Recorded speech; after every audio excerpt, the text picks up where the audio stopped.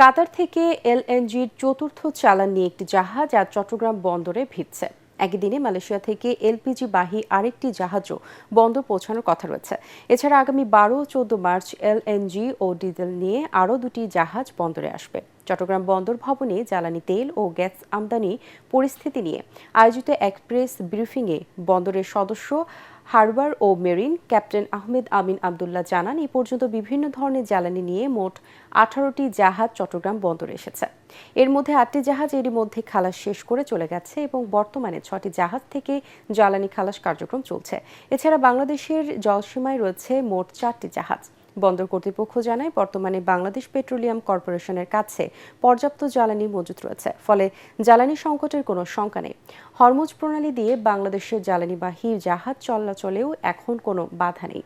পাইপলাইনে থাকা জাহাজগুলো নির্ধারিত সময়ে পৌঁছালে জ্বালানি সরবরাহে কোনো সমস্যা হবে না বলে আশাবাদ জানানো হয়। 6টি জাহাজ এই মুহূর্তে বন্দরে এবং বন্দর সীমার ভিতরে পণ্য খালাসের সাথে জড়িত রয়েছে।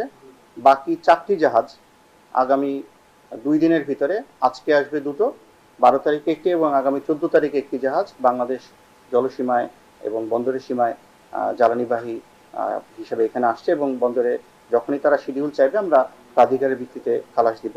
এই মুহূর্তে যে সংকট ধারণা করা হচ্ছে, অ্যাটলিস্ট যে চাহিদা আছে এবং যে সমস্ত জাহাজ আগমন করছে, এইটা হয়তোবা এই রকমের আমাদের কোনো আশঙ্কা নেই।